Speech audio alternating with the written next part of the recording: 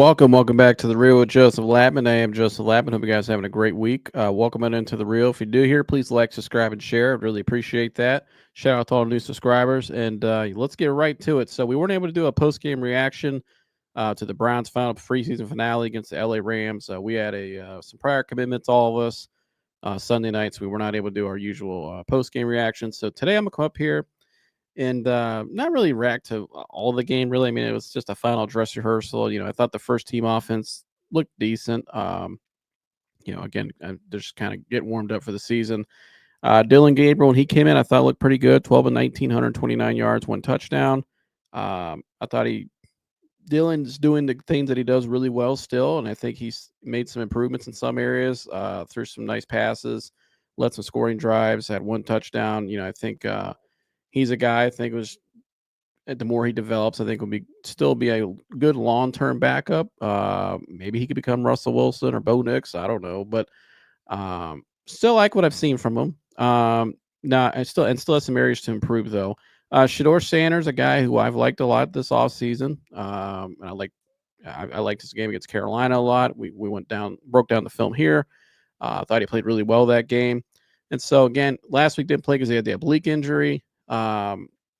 Which is an injury. I had Coach Laguerre, world-class trainer and coach. He talked about how that injury is usually when you want to rest. And so, but these guys don't have time to rest. They got to get out there and play. So these reps are important for them and to show what they can do and, try to make the team, which we knew all along by the reports they were going to keep four quarterbacks. So I don't think there was, I don't want to say necessarily there was a lot of pressure on Shedeur Saturday or any of these guys because I think they all kind of knew the writing was on the wall. I mean, they've said all along they were going to keep four quarterbacks and that they're fine with that. So, but I'm going to break down the film of Shador's drives rather, excuse me, and kind of what I saw happen here. I know this is something that's people have been arguing about online. There's all different kinds of opinions on the Browns right now and Shedeur and everything. Then I'm going to give my analysis of what I think they should do moving forward for both sides. And so I'm just going to break down solely the film today, just the football analysis for me. Nothing else. I'm not getting into any of all the other stuff. Is there an agenda or this or that? I'm here just to break down film and see what I see. And yeah, I mean, as simple as that. Again, I've on this channel we've really been rooting for Shedeur a lot, like Shedeur in a lot of ways, and he's a very likable kid. And I thought his preseason game against Carolina was great, and so didn't play last week obviously because of the oblique injury. So here we go, and here's his last.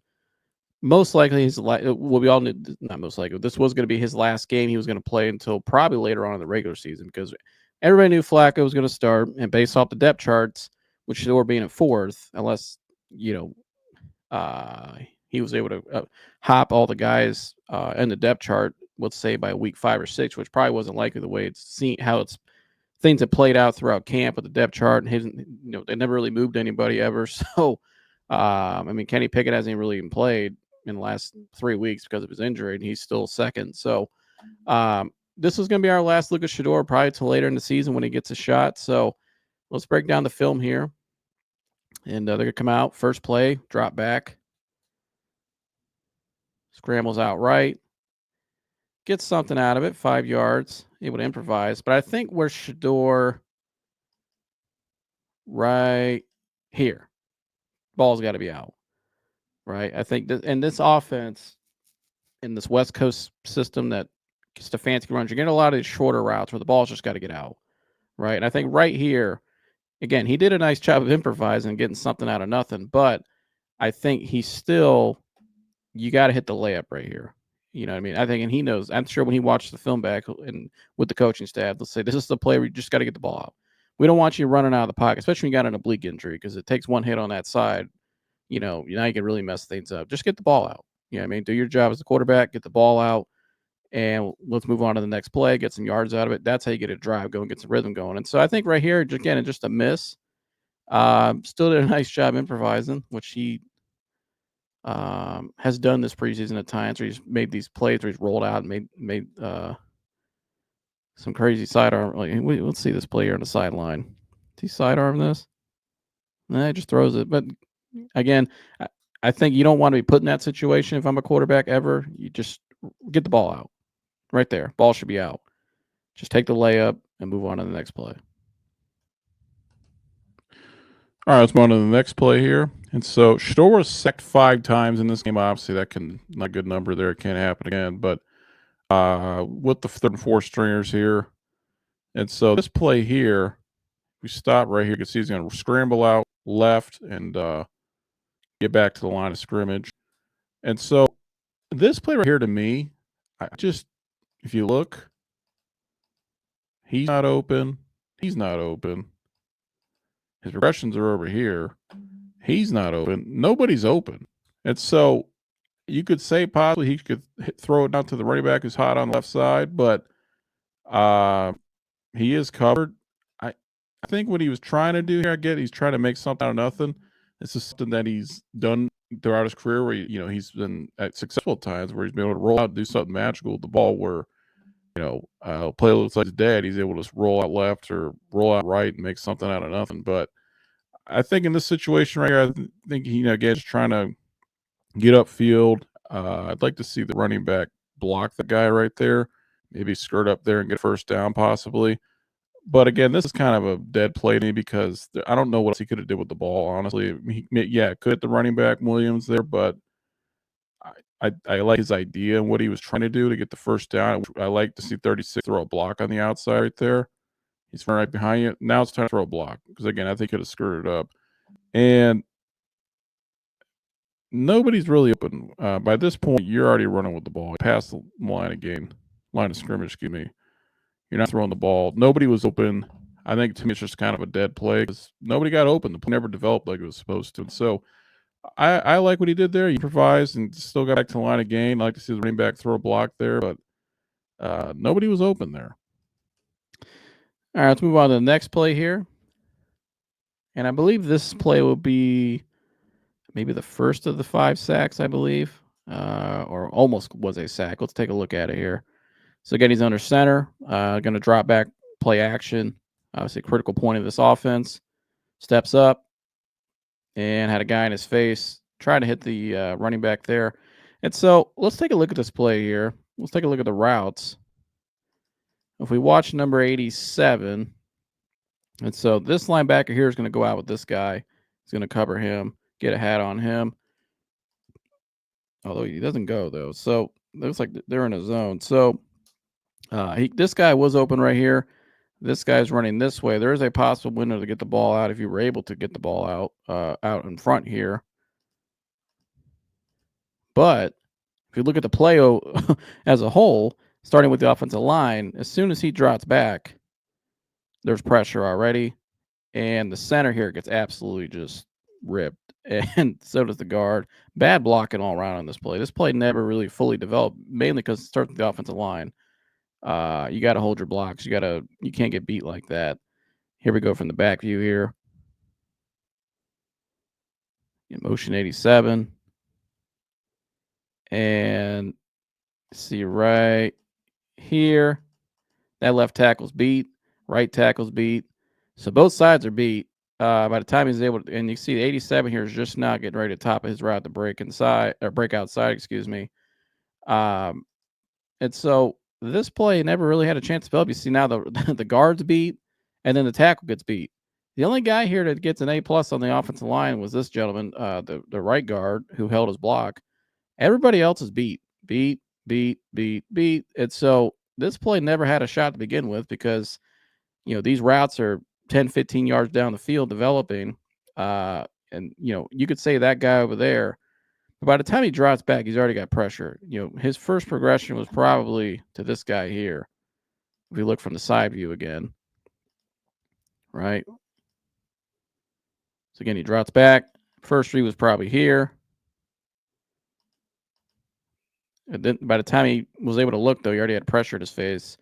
If he had a little more time, maybe he'd be able to hit this guy down here, but not really. I mean, just had no time. Broken play, bad blocking by the offensive line. Play never had a shot. So last play didn't have a shot because, well, we go to the first play, he misses the open layup. Second play, nobody was open. Third play, offensive line gets blown up. And so let's move on to the next play here, and hopefully it gets a little better. All right, so let's move on to the next play here. And so this play before they run the ball. Rushing attack with this unit in the second half was not great.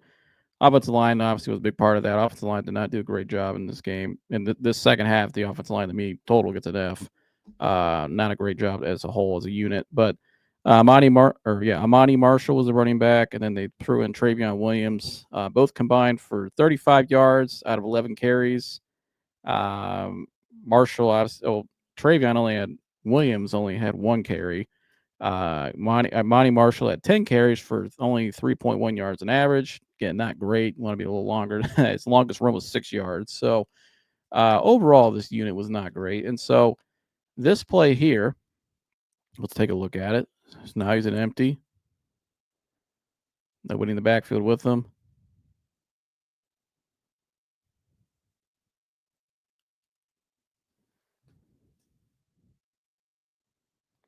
And so let's take a look at this play one more time. Kind of what I see here.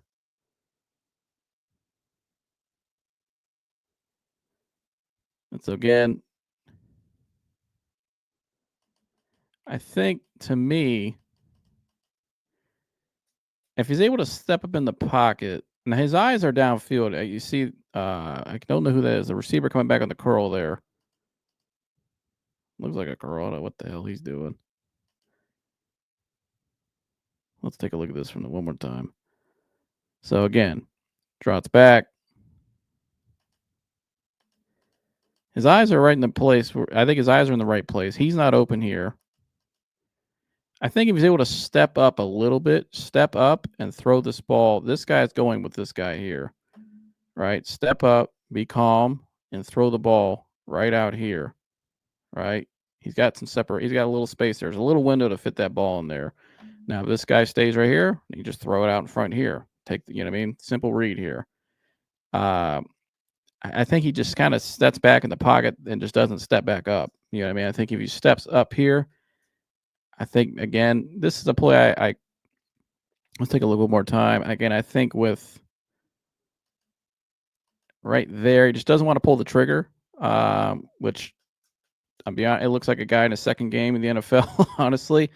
I think that's one though. I think when you look back, like right there, I think the ball he could have threw it and fit it in that little window right there, right on his left shoulder, right in that left side. But what you can't do is this. You can't just flush out. I get he's trying to throw it downfield, but I think the window was there, right? And if you don't like the window, if you don't want to throw it, step up. I would still, to me, I would still just hit the check down here. Personally, I'd just throw it out here. Let's see if we get some yards upfield. We don't want to be out of the pocket, right? You got an oblique injury. I get you're trying to improvise, but you throw it into triple coverage here. To me, just kind of another broken play from this unit. And I think right here, he's just got to step up. Step up. You know what I mean? Step up and throw that ball right there. And if he stays, you could pump fake, right? Just get him in the freeze and then throw it out here. Again, he is now. I mean, from that angle right there, now he's covered pretty smothered. You're not throwing that ball, but there was a little window for a second when he came out. When he came out of his break at the top of the route, right there. There was a little window. It's a tough throw, though. I mean, he is smothered. I mean, he's got more. I watch this from the back view is a much better view to me on this play because you can kind of see more of it. Again, not great separation. I mean, it wasn't a great route. I'm watching this play again back in real time, guys. So the more I watch it, the more I'm analyzing it, like you guys are. And so there was possibly a little window there. Again, not really, not a big. More I watch from the back view, not a great window. Man, these receivers, my gosh, nobody's getting open. This is not a good 4 plays to start the drives for sure. Bad receiver play, bad O-line. Shedeur missed the one layup. Again, I think the only thing maybe you could do a little better. I would try to just maybe see if you can freeze that backer and maybe get this guy out here and maybe get him a little space, maybe get out in the field because you got out in open field out here. I mean, it's only one guy on him.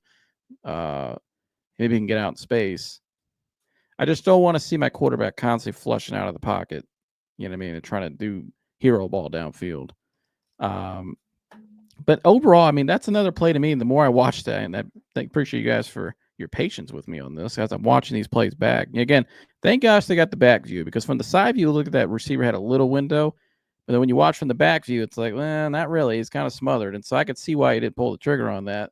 But this is another play from this unit. Just not good execution overall. Not very crisp. None of these guys are really getting open. Offensive line's not great. So not running the ball really well. Just not a great start to the half at all overall.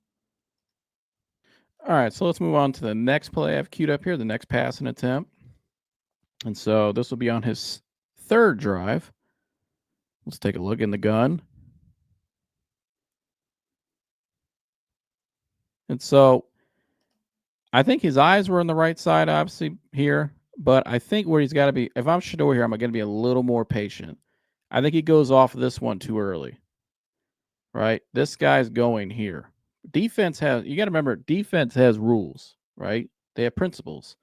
This guy, they sees the running back coming out of the backfield. He's got to go down there and guard him. He's open now. I think if he's just a little more patient, let the play develop, he would have had the layup right here, which is the same play we see in this Browns offense with Stefanski over and over and over again. You just got to let it develop. I think Shedeur goes off of it too early here.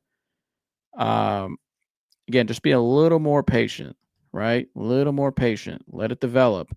Then you'll have that window. He's open right there. The play is open. And so, again, I think that's a play there. I think it's a learning lesson. You got to, be a little more patient there. Let it develop. They can just, again, he went off it too early. You got to let the play develop because right there he's open. Hit 87. And so, and that's a routine play that you'll make in this offense. As long as he's here in Cleveland, that's a routine play you'll have to make. And so, again, I think another learning lesson there where you got to be a little more patient. You know what I mean? He had a pretty clean pocket there as well. So that's definitely one I think if I'm the coaching staff and I'm sure Shedeur, that's one where, okay, I got to be a little more patient, let it develop, and just hit the layup. All right, I'm on to the next play here. Play right after that one. And so let's take a look at this play here. And I believe this could be one of the sacks. I'm not sure. Let's see. Let's take a look. Watch the left side here. And yeah, pretty close to a sack. And so left tackle here gets blown up. Again, he drops back. As soon as he goes to step up, he tries to step up, he's going to get sacked because he'll run right into the defender. So he has to go out right. Again, his eyes right here. He sees the window. Number 31 right here is running open to the window right here because this guy's taking this guy out of the picture. He's taking him out of the picture. Boom, the window's right here.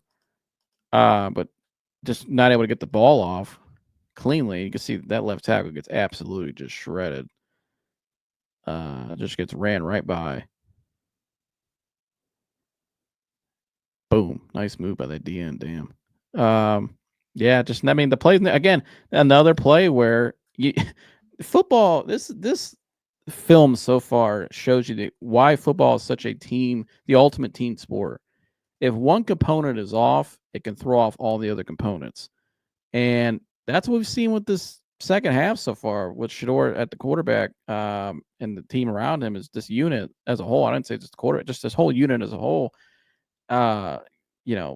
Not clicking on all cylinders. Just nobody's really doing their job consistently, and it's missed opportunities. So let's take a look at this from the back view. Again, not a very clean half at all. Furthest from it. Again, drops back. Yeah, if he's, he can't step up because if he steps up right here, this guy's so beat, he would have got sacked right there. The only way he had to go was right here. The only thing maybe you could say is just keep running. I get he's trying to keep his eyes downfield. and try to make something. I think the only thing he could have did differently on this play, which is this isn't a criticism or anything. I'm just kind of looking at what else could have happened here and maybe run right, but that's not ideal. Again, I don't want my quarterback running out of the pocket constantly either. So um, bad play here by the left tackle, and just another wasted rep from this line, especially again, it's either we're not hitting layups or we're not getting open or we're not making our blocks. So far, what are we? Gosh, what is this? 6 plays in, and it's always been something on every play. I mean, every play, 6 plays into the drive to hit the second half, a missed assignment on every play. We're not running the ball well. Not great at all. And so now we're on to his, I believe this is first play of his 4th drive. And so far the second half, just pretty shitty execution. No way to put it. Sorry, my language, but ain't no other way to put it. Just bad execution all around. And so, if it wasn't the quarterback not hitting the lap, it was the offensive line not blocking, or we're not able to run the ball well, or it's not guys getting open. It's just nothing's clicking right now. So, this play here, and before I play this play, I'll play the play and I'll explain what my overall point is out of this play is. So you can see here, he boots out, scrambles out, and takes a loss on the play. And so right here, my overall one of my concerns coming out of this game, honestly, and really all preseason. Number one, let's start with the perimeter guys. I'm gonna rant off this play for a second. The perimeter blocking from the tight ends and receivers as a whole this preseason to me has not been good. If I'm Chad O'Shea, if I'm the tight ends coach, if I'm the offensive coordinator and the coach, one emphasis we better have going into week 1 against Cincinnati, we better start blocking better on the perimeter, especially the tight ends and the receivers. They're blocking this as a whole this preseason to me from the tape. Absolute garbage. Not good. Not because, and I say garbage because it's not consistent. I've seen too many guys not either A, not try to throw a block, B, throw just a hand out, touch a guy, let him run right past him, or C, terrible technique, terrible footwork and body placement, hand placement, not able to seal blocks, not able to drive guys down, not able to open up the lanes for guys to get things done. I mean, we ran a lot of screen plays. Some have been successful in this preseason, but a lot of them have been unsuccessful and never develop because we couldn't make our blocks. And so, and the blocking overall in this game to me was the worst as a whole. Again, the first unit I thought blocked really well overall with Flacco. Gabriel's unit I thought there was some bad plays, there were some good plays, right? But they were able to get the ball downfield and they ran the ball a lot better. I thought Pierre Straughn, obviously, with that unit was a lot better. And I think you still had Zach Zinner out there. There was better personnel out there when Dylan, guys that I expect to block more consistent, like guys like Zach. I thought Zach Zinner really bounced back and had a better game this game than the previous one. But this unit, again, you got to look at overall. Just the blocking to me, especially on the perimeter, and just the pass blocking it sometimes with these second unit guys, second, third, fourth. And again, you got to get these guys at the par because we've been in situations here in the past where we were down to our 4th string tackle, right, in the middle of the season. These guys have to be ready to go because, again, knock on wood, any injury happens, but you got next man up. That mentality's got to be prepared. And one of my concerns going to season is the overall blocking, some of it on the line, but although I thought the line overall is getting better, but the perimeter blocking, get that cleaned up immediately because not really impressed at all. And you're going to have a lot of wasted plays during the season if that continues. That could ruin your drives. And so let's move on to the second play here, or first play of the 4th drive, excuse me, not the second play. I don't know what the hell I was saying. I went on a rant, so I got a little off track. But so again, this play here, let's take a look and watch right here. Give me 1 second. Right here. Why is 82 blocking his own guy? It looks like he's going to tackle his left tackle. And what happens here, this leaves number 59 wide open. This is a missed assignment here. Never should you have one guy facing his guy that's already blocking him. Look at it. He runs right into his own guy, and this 59 is just wide open, releases right upfield, and it ruins the whole play because this play could have worked too. I mean, you had some separation down here, right? you could have had something out of this play, but again, because of a missed assignment, another missed assignment, another bad execution. This is a bad play. The only thing I think Shedeur's got to do better here is I get you're trying to extend the play here, but in this situation, I don't want you running with the ball out of bounds. I want you just to, if I'm Shedeur right here, there's a nice shot spinning out right here. Just go ahead and just throw it out right here. Just throw it. This play's broken, right? You got two guys coming after you. This is a lot different in college. See, in college, he was able to roll out. Maybe you find Travis Hunter roaming because Travis is separated from everybody. He's a unicorn, right? Maybe you have time to set your feet and get downfield. But the NFL, speed's a lot different. He's the best football athletes in the world, best football players in the world. DNs are some of the best athletes on the planet. They're coming right at you. You're at the NFL now, so you don't have that kind of time anymore, right? And so I think this is another learning lesson for Shedeur here as a rookie to, right in this situation here, look down this way. If he's open, you got time, hit him, right? I think he had time to hit him right here, throw it out here, right? We live to see another down. We don't take a loss or just throw it out of bounds, right? But we don't want this. I don't want that. I want you just to throw it out. I don't want you to get any situation where you could take a hit, especially with that oblique injury. But again, this whole play was blown to begin with because of the missed assignment. And this happened to Dillon Gabriel early on. This is twice in the same game this happened. And I'll go to Dillon Gabriel's play. When Dillon was in the game, not only did this happen to Dillon, but it cost him a touchdown as well. If you look right here. So Dillon drops back or comes out of the boot. Same play, almost as kind of coming out like Shedeur did under center, play action. And look at 82, wide open. That's going to that should have been a touchdown right there.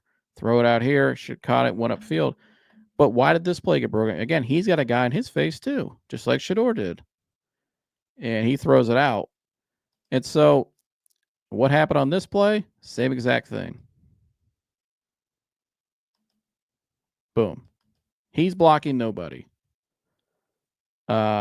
He's blocking nobody. We got two guys. Again, we have another guy right at the ass of his own guy right there. You got this guy here is blocking nobody.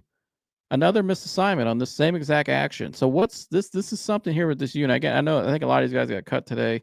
I know they did a lot of cut downs, but two plays in this game broken up, or not broken, or broken because of just bad blocking. Here it is one more time. This was the same play with Dillon under center and play action. When he comes out, he's blocking nobody. He's blocking nobody. And this guy's running scotch-free. There's something wrong there. And so, going back to Shedeur Sanders' play up here, look at it from this angle again. Not much you could have did there because actually this is the next play on my cue, but it looks like from the back angle. Again, why are you blocking your own guy? You're letting this guy run scotch-free. There's something wrong there. That's miscommunications, not knowing your assignment. It happened twice in the same game. That can't happen. And so another two broken plays. One would have been a touchdown, and this one probably you could have got a first down out of this one because there was some separation for some of those receivers downfield. So you can't have that. Again, blocking overall, assignments, and just perimeter blocking needs to get cleaned up in the offensive unit to me. I think, especially, I don't care if it's a second, third, they better but get them up to speed because, again, knock on wood, anybody gets injured, but you got to put one of these guys out there right now. Outside of Luke Whippler and maybe Zach Zinner after this week, but really Luke Whippler, I don't have a lot of confidence in a lot of these backups right now because there's too many missed assignments, not consistency, no consistency, and you can't have that. Like, these guys got to be ready to go. And so that's something they got to clean up going into week one. Okay, let's move on to the next play here. Just play right after that. And I think what happens here, this is something I think Shedeur, if there was one area in college, I think you could say, okay, this is where he needs to get better at when he comes in the NFL. It's this right here where he tends to drift back. And in college, you can do that. Again, I think a lot of this in college, when you have Travis Hunter and Jimmy Horn out there running or LaJohntay Wester or whoever else, you can drift back and have a little more time to throw it downfield and make a play. But again, in the NFL, just like the last play he was running out this way, you don't have that kind of time. These are much better, and these weren't even the starters out here. You got to get that ball out, and you got to be decisive and more. There's no gray area in the NFL. Either you're gonna, you know what I mean? Like it's either there or not. And so this here, he kind of drifts back, and when you see what happens when he drifts back, does 2 steps right there, he misses this guy right here wide open. And so, and his eyes are in the right area, but his feet aren't. And I think, why do I think he started drifting back? You notice all the plays we looked at. We've had a lot of plays. What was it? We just had the last play with missed block assignment. Play before that was it was 2 plays in a row where bad blocks, right? And he had another play in the drive before that where he had bad blocks and plays got blown up. And what happened in Colorado? He had a shitty O-line the years he was there. And sorry for my language, but let's keep it real. This is called the real. He had bad O-line when he was there. And I think he developed a habit of drifting because of that O-line. He constantly had pressure in his face. Now, do I think was there plays in college where he drifted too much and that's why he got sacked, where he could have got the ball? Yeah, there was a couple of those plays for sure. But I think a lot of it's just a habit of not having a good run game, not having a consistent O-line at Colorado. And when you have guys like Travis Hunter as a unicorn on the outside, and you have guys like Jimmy Horn and again all those dudes, and you're going against North Dakota State or whoever else, you can drift back, and because those guys are going to get open downfield because the corners for those teams in college are not going to be able to stay with those guys that long. But in the NFL, this is the next level now. It's the highest level, and right here you just got to step up. See, in the first game, he did a nice job of he stepped up right here and delivered the ball more consistently downfield. Right here, I just think he starts to drift and he misses the throw here, which probably would have been a first down. And he gets in a situation now where, again, you can't do what you did in college because you get put in this situation. Now you're sacked for a 20-yard loss almost. And so I think this is probably the one habit he's got to really be coached out of the most is this one. And really learn the most is this one. You got to be able to just step up in the pocket in the NFL. You're not going to have time to drift. You're not going to be able to, even if your offensive line has been shitty, which they've been shitty all game, you still got to play the game the right way, right? You still got to do what you're asked to do as a quarterback, and that's to make the right play. It's step up in the pocket. You have to be if you want to play in the NFL consistently as a quarterback, you have to be able to step up in the pocket and make throws. And so, again, right here, just step up like he did, which he did a lot better job of in the Carolina game. I thought he was great a lot of times stepping up in the pocket and threw some nice passes downfield, especially remember that dig pass he threw to Gage. But right here, he just drifts. I feel like if he just steps up, you got the guy's open. I mean, that's a first down. You know what I mean? So again, this is something I think when he goes back and watches it, he's like, okay, I can't get in that situation because in the NFL, you don't have time to drift like that in the NFL because this is what happens. You get sacked for 20-yard loss. These are the best football athletes in the world. I don't care if these are third, fourth stringers or not for the Rams. They're still better than most of the guys you go against because it's more often in college. So definitely a play there where, got to be better. Can't take that loss like that because now you're in a situation where you see the next play here. You just got to try to get some yards and you got to punt now because you're not getting the first down. You got a mile to go. And so that play there, again, you had the open guy. You just got to step up in the pocket and make the throw. Again, you want to play quarterback in the NFL consistently. And it's the same exact thing I said when I broke down Dylan Gabriel's tape at some of the plays in the Philly game. You got to be able to step in the pocket and make the throws downfield consistently, or you're not going to be a starter in the NFL for long in the NFL. And you're not going to be a starter for long in the NFL. There's no gray area in the NFL. Either you're good or you ain't. You're consistent or you're not. And so, again, I think it's a learning lesson. And he'll have time now from now until the next time he gets out on the field to, correct these things and be better. And so, and he's a hard worker, and I'm sure he will be better. Well, let's move on to the last couple of plays here we have at Shedeur. And so this continues now. Again, he had your offensive line had some bad reps, blew up some plays. You got sacked, right? We wrote the plays were going to develop. You had to get the ball out. But I think, again, this is a habit that I saw at Colorado when you don't have confidence and trust in your offensive line. I think he would tend to drift back because he's trying to make something happen downfield, right? He's trying to look for somebody to be open and to try to get some space to get the throw off. But I think, like you saw in that last play, if you want a great quarterback, to me, a good, really good quarterback can overcome a struggling offensive line. Because you look at that last play, yeah, the 2-3 plays before they were struggling, but he had a clean enough pocket there to get that throw off wide open for a first down, right? You got to be able to make that play. So you got to be able to overcome that adversity. And I think in this game, he saw that he just kind of, I think he lost trust in his offensive line for sure, which I get. They weren't great. I give him the grade. The offensive line to me gets an F in the second half. But right here, he drifts back again. So he drifts. And what happens, he misses the guy wide open right there in the middle, 87.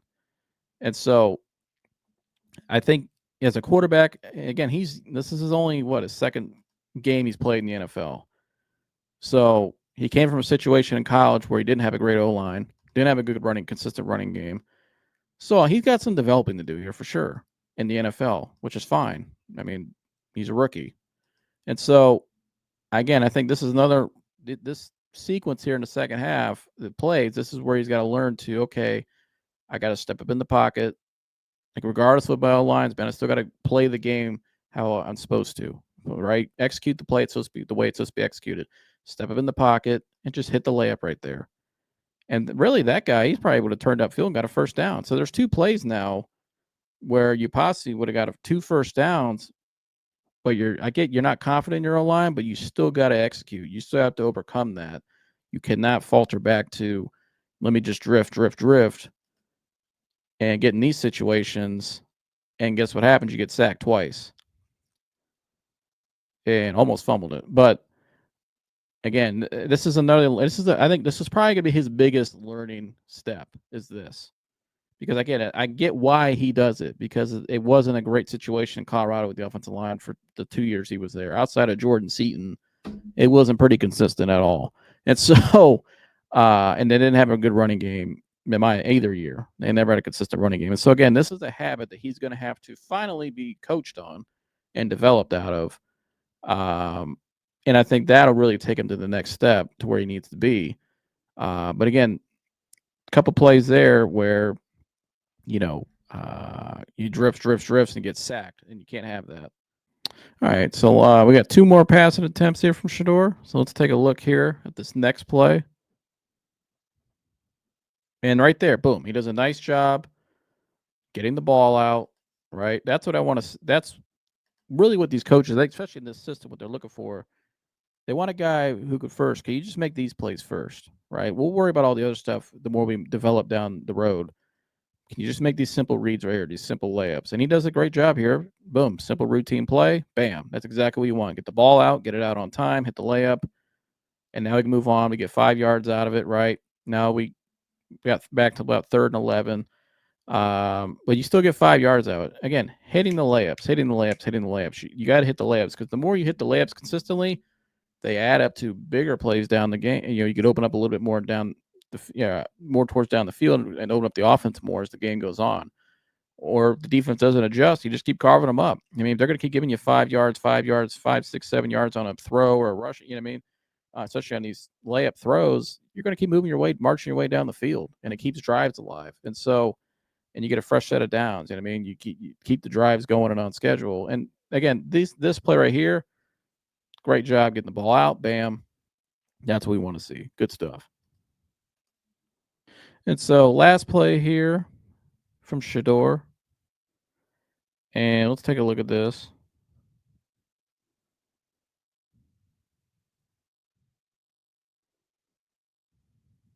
And so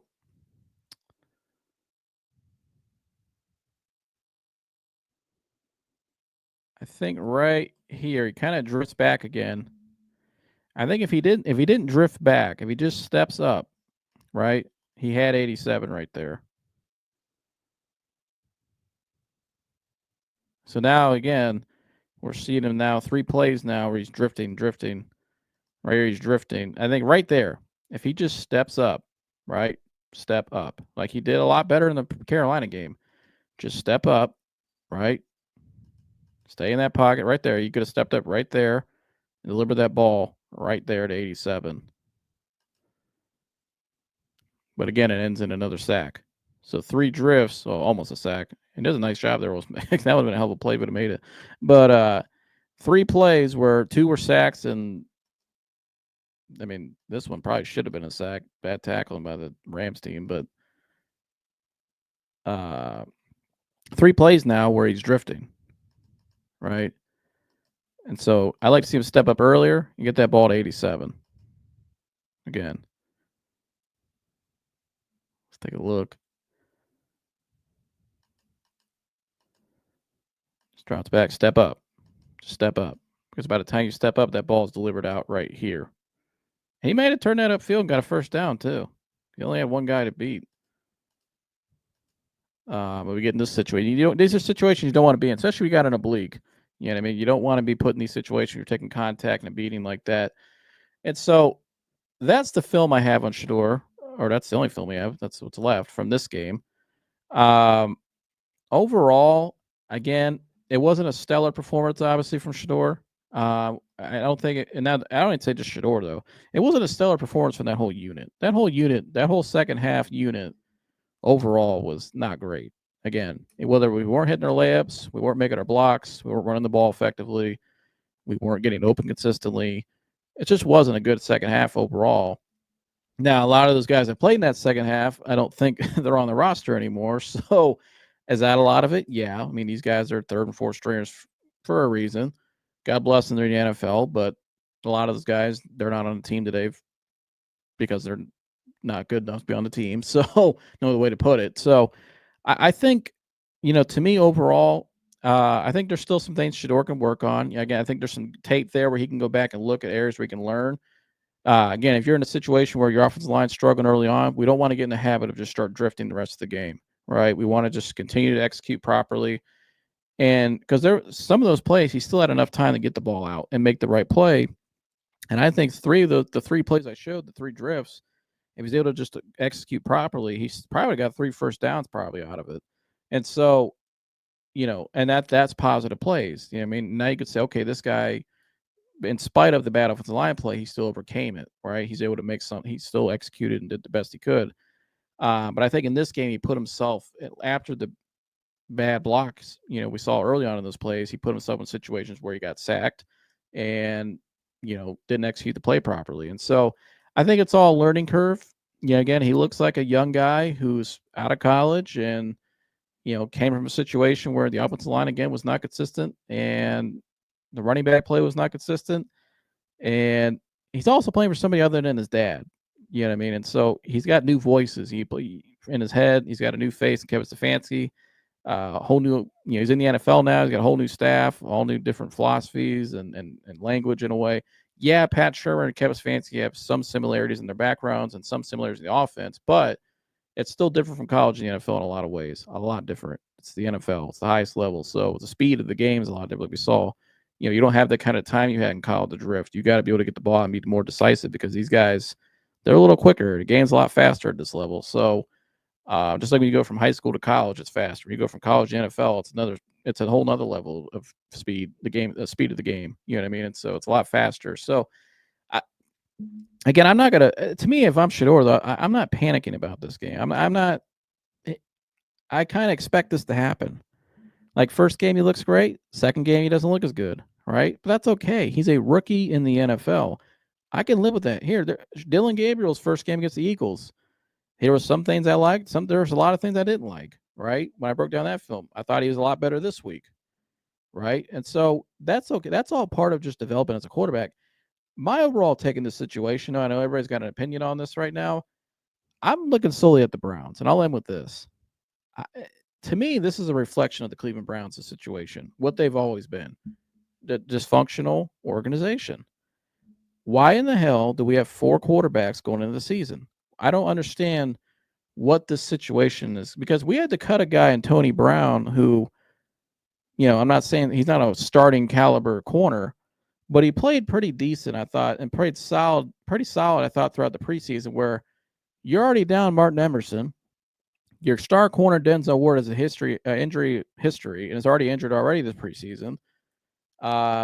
You're pretty thin back there. Why not keep as much depth as you can back there in case one guy goes down? Because are we trying to win at the end of the day? Like your weakest point in that defense, right? That the front seven's phenomenal. The weakest point of this team right now to me is the secondary, because they're pretty thin, and if Denzel goes down, we're screwed.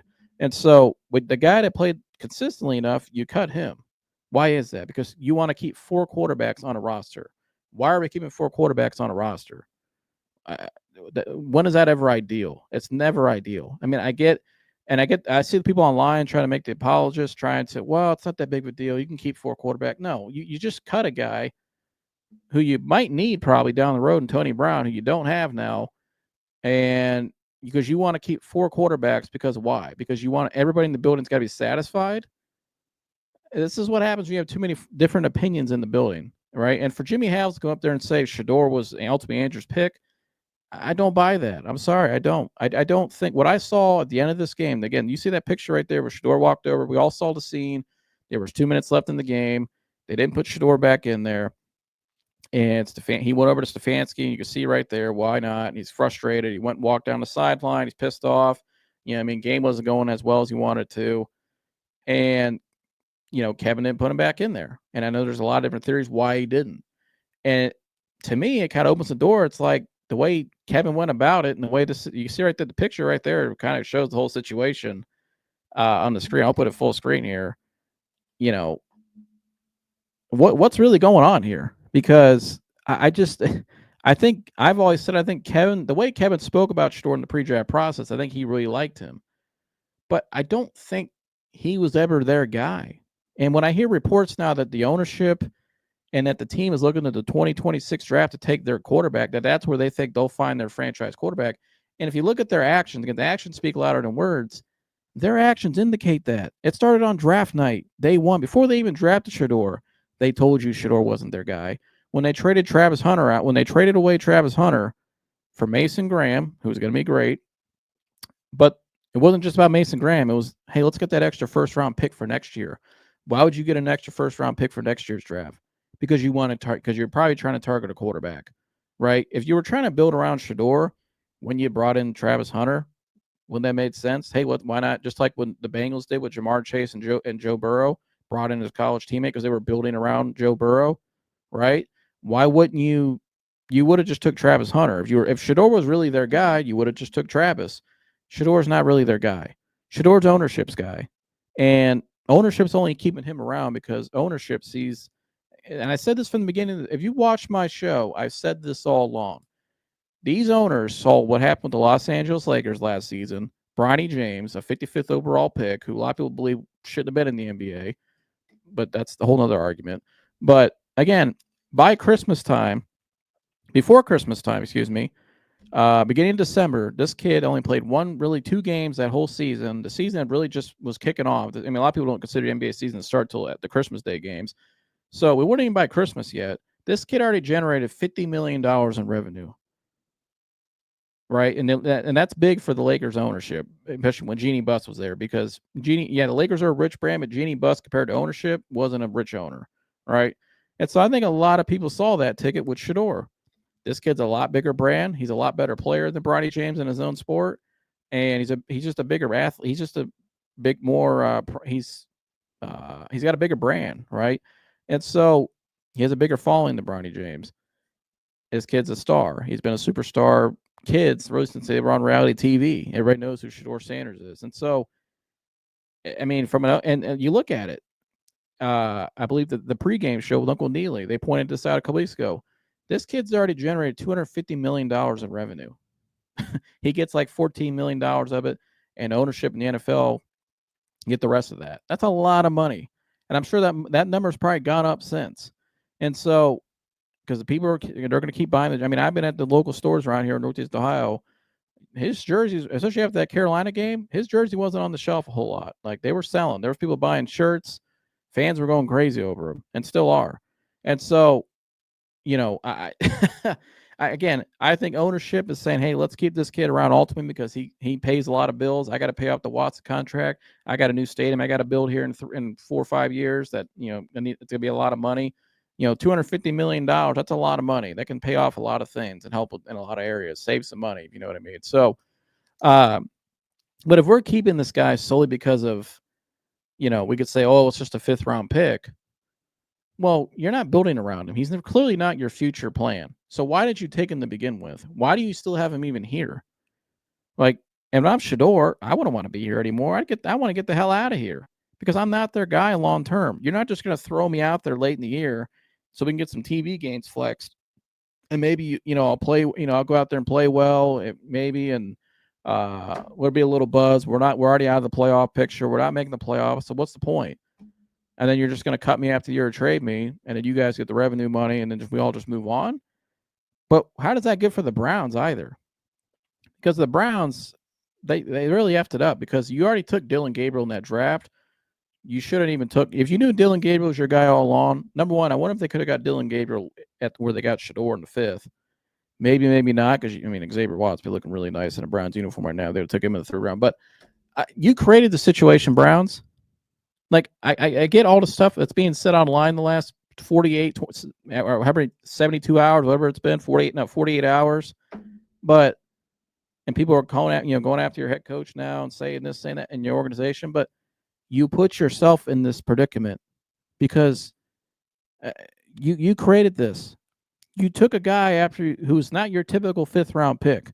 He shouldn't have fell to the 5th round in a lot of people's eyes, but he did for whatever reasons he did, and that's a whole other thing. I get everybody has their opinion on that, but you already took Dylan Gabriel. You went out and took Shedeur Sanders and put him in your quarterback room with 3 other guys. And now you're in this situation going to season where you have all these different headlines that are not related to the game, not related to the team, and really don't do any good to your culture or to your locker room. You think the guys in the locker room are the veterans who are trying to turn this back around again? After you had a shitty 3-win season last year, and the year before that you made the playoffs and you fired the staff and you built around one guy last year and it blew up in your face, and you had a 3-win team and it was an absolute abysmal season. Yet your star player wanted out at one point. And you had the other guy, Denzel Ward. I'm looking over his shoulder too to see what's going to be going on.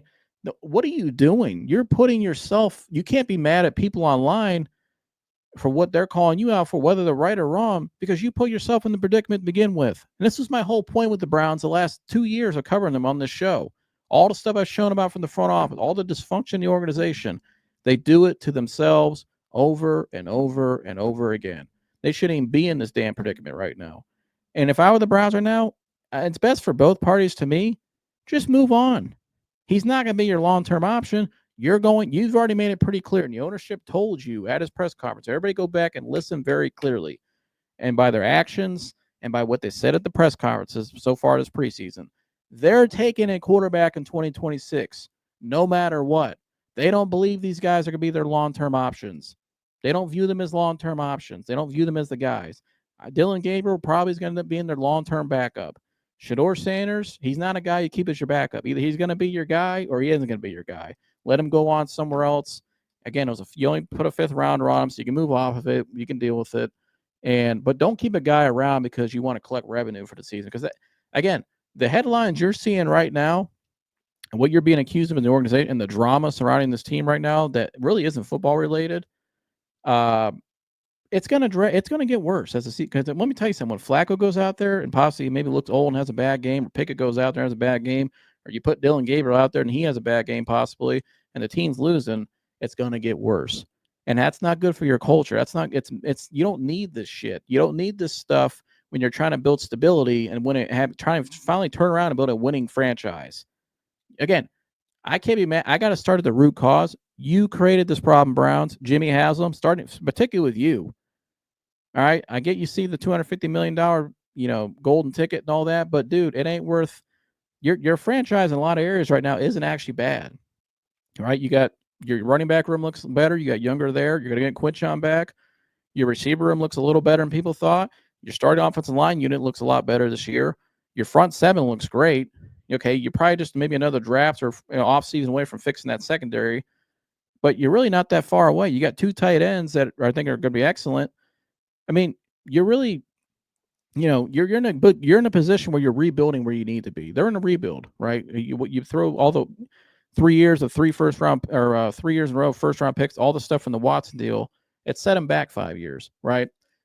But a lot of areas of this team right now are being built up pretty well. They're starting in the trenches. The trenches overall, I think, are going to be just fine. I think the offensive line, the starting unit looks better. Backup unit's going to be a little better, but you can develop that. Like, there's a lot of areas, like your coaching staff. I like Tommy Reese. I like Mike Bloomgren.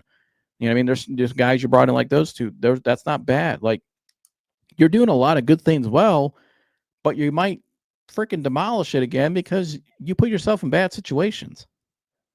And so, to me, unnecessary stuff where you got to have a clean, stable culture. And that's something we haven't had, a consistent, clean, stable culture. And so, this is unnecessary drama we don't need. And so, to me, if I were the Browns and if I were Shedeur Sanders, it's time to part ways. Honestly, I would part. I'm not dragging this out during the season. I mean, if Dylan Gable's going to be your long-term backup, let Dylan Gable then get the reps for the rest of the season whenever you put him out there, so he gets at least has game reps, and then maybe you start him next year, and then you draft your guy, and then you put your guy out there next year, and just do it like that, wherever you want to do it. I mean, but this right here is unnecessary because it's not going to stop. It's going to keep getting worse. And when you lose games, oh buddy, they're going to be coming out there with pitchforks and they're burning torches, and they're be coming after you. Think what you saw this weekend online is that's the worst? That's just a warm up. Please, it's going to get worse. And again, that's not good for your culture in your locker room, though. Guys could sit up there and say they don't read this stuff and all that. Guys see it. It gets in the locker room at some point. Just like the Watson stuff, that eventually got in that locker room. You see, go look at what stuff like Jason Lloyd people posted. That got in that locker room the last couple of years, and it was a nuisance in that locker room when you have drama from the outside that comes in. Obviously, that's a whole different circumstances, but again, drama's drama. It's unnecessary. But again, I'm not. It's not Shedeur's fault. It's not people online. I'm not. Number one, you shouldn't worry about people say online. It is what it is.